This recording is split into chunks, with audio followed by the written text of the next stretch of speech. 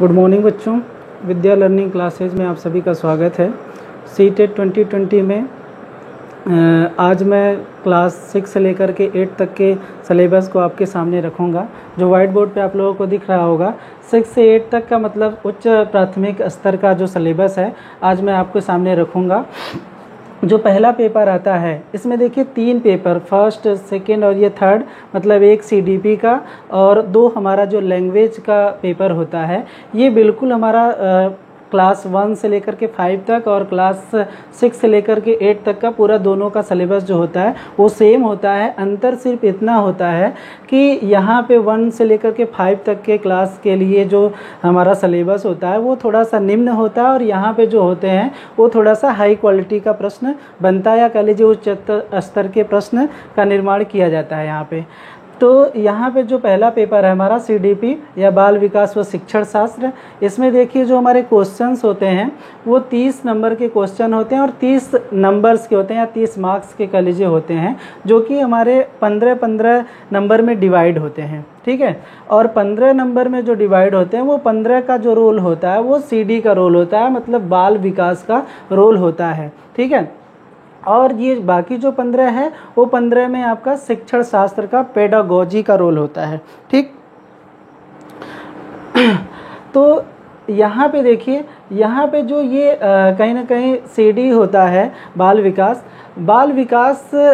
जो हमारे प्रश्न यहाँ से निर्माण किए जाते हैं वो मनोविज्ञान से कह लीजिए कि जो हमारे मनोविज्ञान के पोर्शन होते हैं जिसमें हम लोग थॉर्नडाइक, पाउला, स्किनर ये सब पढ़ते हैं, यहाँ से प्रश्नों का जो निर्माण होता है मात्र वो 2 क्वेश्चन का रोल होता है। बाकी जो हमारे प्रश्न बनते हैं वो बाल विकास से संबंधित बनते हैं। ठीक है, पेडालॉजी में ये बताया जाता है कि किस प्रकार से बच्चों को सिखाना है, किस प्रकार से उनको अधिगम कराना है जिससे वो अधिक से अधिक चीज़ों को सीख सके और कहीं ना कहीं बच्चा प्रतिभाशाली बन सके। ठीक है, अब इसके बारे में कहाँ से ये प्रश्न बनते हैं या कौन से ऐसे चीज़ें हम पढ़ाते हैं या बताते हैं, इसका आगे हम चर्चा करेंगे। अब देखिए जो भाषा 1 है हमारा, जिसमें हम लोग भाषा के रूप में, फर्स्ट के रूप में या लैंग्वेज के रूप में हमने यहाँ पे हिंदी चुनाव किया है। तो हिंदी जब हम भाषा लेते हैं उसमें भी 30 नंबर्स के कहीं ना कहीं क्वेश्चन होते हैं और 30 जो नंबर के क्वेश्चन यहाँ पे होते हैं वो भी 15 और 15 में डिवाइड होते हैं। ये 15 जो हमारे होते हैं इसमें 15 नंबर का जो रोल होता है वो गद्यांश का होता है और प्लस पद्यांश से प्रश्न निर्माण किए जाते हैं। अब ये जो बाकी 15 बचता है, ये 15 हमारा हिंदी शिक्षण शास्त्र से संबंधित प्रश्नों का निर्माण किया जाता है। ठीक, और ये जो हमारे गद्यांश से प्रश्न होते हैं उसमें 9 प्रश्नों का रोल जो होता है, या कह लीजिए कि गद्यांश में 9 प्रश्न पूछे जाते हैं और बाकी जो हमारा दूसरा पोर्शन है ये पद्यांश से हमारे 6 प्रश्न पूछे जाते हैं। अब इन 9 प्रश्नों में जो हमारा व्याकरण का रोल होता है वो 2 से लेकर के 3 प्रश्नों का रोल व्याकरण का होता है, और जो ये पद्यांश होते हैं या जो कविता कह लीजिए कि कविताएं जो होती हैं उसमें से हमारा जो व्याकरण का रोल होता है वो 2 नंबर का रोल होता है। तो ओवरऑल अगर देखा जाए तो इस गद्यांश और पद्यांश में लेकर के कम से कम जो होता है वो 4 नंबर और अधिक से अधिक 5 नंबर का व्याकरण का रोल होता है। अब बच्चों को कहीं ना कहीं हम हिंदी कैसे सिखाते हैं और वो किस प्रकार से अनुकरण वाचन करते हैं, किस प्रकार से बच्चा कितना सीखा, क्या क्या सीखा, कहीं ना कहीं उसके आकलन के लिए या फिर हम प्रतिभाशाली बच्चों को बनाने के लिए कहीं ना कहीं हिंदी शिक्षण शास्त्र का से संबंधित प्रश्नों का निर्माण किया जाता है। ये बिल्कुल उसके पेडागोजी से संबंधित प्रश्न यहाँ पे बनते हैं। ठीक है, उसी प्रकार से ठीक हमारा जो भाषा सेकेंड है वो भाषा सेकेंड में आप स्वतंत्र होते हैं, चाहे आप अंग्रेजी लीजिए या फिर आप संस्कृत लीजिए, आप या उर्दू लीजिए या फिर गुजराती लीजिए या मराठी लीजिए या फिर आप पंजाबी, कोई भी भाषा ले सकते हैं। तो मान लीजिए आप या फिर कह लीजिए कि ये सेकेंड के रूप में न लेकर के आप यहाँ पे अंग्रेजी फर्स्ट भी ले सकते हैं और हिंदी सेकेंड के रूप में भाषा का चुनाव आप कर सकते हैं। ठीक है, लेकिन अंतर यहाँ पे क्या होगा कि कि अंतर थोड़ा सा आगे बताते हैं। अभी ये समझिएगा कि जब यहाँ पे भी प्रश्नों की जो संख्या होती है वो 30 होती है और ये भी क्या होते हैं 15 और 15 नंबर में विभाजित होते हैं। यहाँ पे देखिए अंतर जो हम बताने जा रहे थे वो अंतर ये होती है कि यहाँ पे गद्यांश और पद्यांश के प्रश्न पूछे जाते हैं 15 नंबर में, लेकिन यहाँ जो सेकेंड लैंग्वेज आप चुनाव करते हैं उसमें सिर्फ और सिर्फ गद्यांश का रोल होता है। ठीक है, तो जो दोनों के दोनों क्या पूछे जाते हैं, गद्यांश पूछे जाते हैं, या फिर अगर आप अंग्रेजी लेते हैं तो यहाँ पे जो पूछा जाएगा वो प्रोज पूछा जाता है। ठीक है, और जो पहले प्रोज से होता है उसमें 9th क्वेश्चंस का रोल होता है, जिसमें 2 से लेकर के 3 जो क्वेश्चंस होते हैं वो ग्रामर से पूछे जाते हैं। और सेकेंड जो हमारा प्रोज होता है उसमें 6 नंबर के या 6 नंबर के क्वेश्चन दिए रहते हैं। इसमें जो ग्रामर का रोल होता है वो 2 क्वेश्चन का ग्रामर का रोल होता है। यहाँ पे 15 नंबर जो बचता है हमारा वो अंग्रेजी शिक्षण शास्त्र से संबंधित प्रश्न पूछे जाते हैं कि बच्चे का अंग्रेजी के प्रति क्या रुचि है, क्या उसकी जिज्ञासा है, क्या वो अंग्रेजी के प्रति सीखने में क्या तत्परता है, कैसे सीखता है और सीखते समय क्या क्या वो त्रुटियां करता है, और उन त्रुटियों को दूर करने के लिए टीचर क्या क्या उपाय करता है, किन स्किल्स का प्रयोग करके टीचर्स कहीं ना कहीं बच्चों को सिखा रहा है, पढ़ा रहा है, उसका असेसमेंट करने के लिए भी क्या वो उपाय करता है। तो यहाँ पे उससे संबंधित प्रश्नों का निर्माण किया जाता है इंग्लिश पेडागोजी के अंतर्गत। दूसरी जो बात आती है, ये तो हमारे 3 जो कहीं ना कहीं आपको मैंने बताया कि क्लास 1 से 5 और 6 से 8 तक ये दोनों पेपर जो होते हैं सेम होते हैं, और अंतर सिर्फ ये होता है कि सिर्फ स्तर का यहाँ पे जो बात किया जाता है, जो प्रश्न का लेवल होता है वो सिर्फ और सिर्फ 6 to 8 नहीं, बल्कि ये तो भरा उतना जाता है उच्च प्राथमिक स्तर के, लेकिन जो प्रश्न का निर्माण कभी कभी जो होता है वो लगभग 8, 9, 10 तक के भी कॉलेज किताबों से यहाँ पे प्रश्नों का निर्माण किया जाता है, क्योंकि थोड़ा जो इसका स्टैंडर्ड होता है वो थोड़ा उच्च होता है। ठीक है, अब यहाँ पे अगर बच्चे जो बीए हैं या कह लीजिए कि जो सोशल साइंस वाले बच्चे, आर्ट वाले जो बच्चे हैं या बीए किए हैं प्लस बीएड किए हैं, तो उनके लिए ये सामाजिक अध्ययन का कहीं ना कहीं भरते हैं, तो उनके लिए जो एसएसटी का या कह लीजिए सामाजिक अध्ययन का ये जो पेपर वो आता है उनका, तो वो जो होता है वो 60 नंबर का होता है। 60 नंबर में देखिए यहाँ पे जो रोल होता है वो 40 और 20 का होता है। ये 2 भागों में यहाँ पे भी विभाजित हो जाते हैं, जिसमें 20 नंबर जो रोल होता है वो शिक्षण शास्त्र का होता है, और 40 नंबर में आपके राजनीतिक विज्ञान से, भूगोल से और इतिहास से प्रश्नों का निर्माण किया जाता है, क्योंकि 6 से लेकर 8 तक के इन 3 विषयों का अध्ययन कराया जाता है। इसमें अर्थशास्त्र का बिल्कुल भी रोल नहीं होता है, क्योंकि 6 से लेकर के कक्षा 6 से 8 तक के बच्चों के लिए अर्थशास्त्र सम्मिलित नहीं किया जाता है। ये 9 से अर्थशास्त्र कहीं ना कहीं किताबों में जुड़ता है या विषय में है आपके, तो यहाँ पे अर्थशास्त्र से संबंधित प्रश्नों का निर्माण नहीं किया जाता है। ठीक है, एक चीज़ और यहाँ पे समझने का प्रयास करिएगा,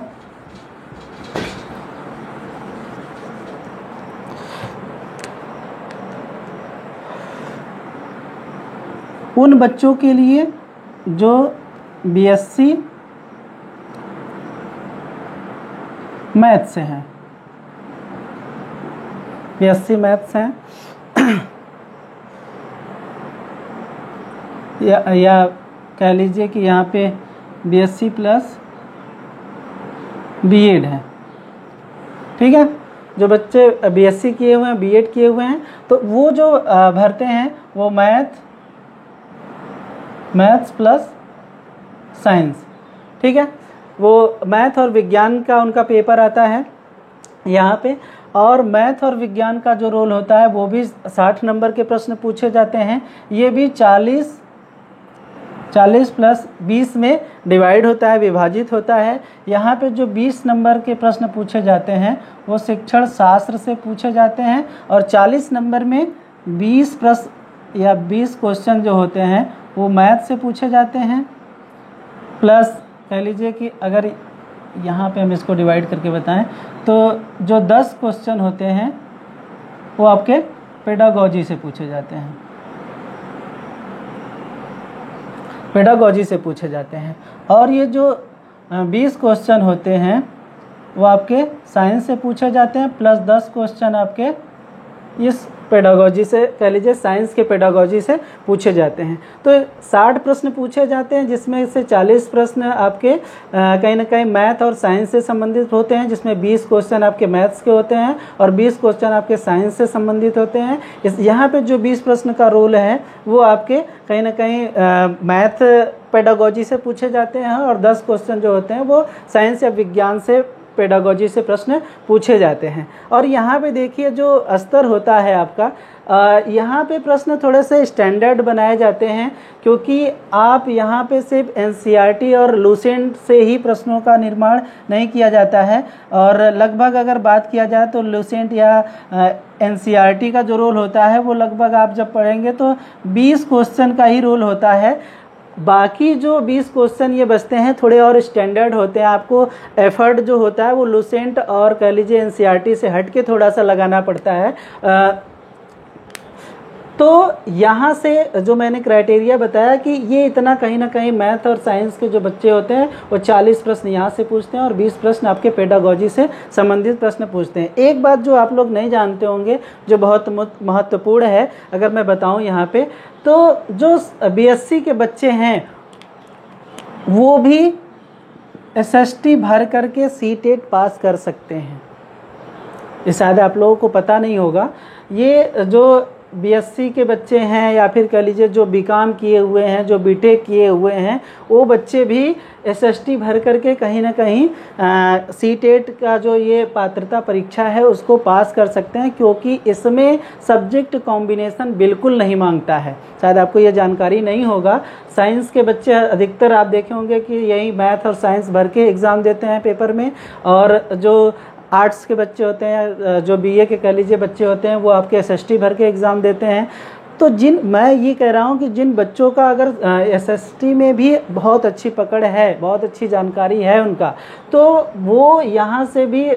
कह लीजिए कि ये एसएसटी का भी भर करके कहीं ना कहीं सीटेट एग्ज़ाम क्वालिफाई कर सकते हैं, क्योंकि ये पात्रता परीक्षा है। इसमें आपका सब्जेक्ट कॉम्बिनेशन नहीं मांगता है। ये सिर्फ एक आपको परीक्षा पास करने के लिए, या कह लीजिए जो पात्रता दी गई इसको पास करने के लिए वो सिर्फ मांगता है। यहाँ पे सब्जेक्ट कॉम्बिनेशन की कोई बात नहीं होती है।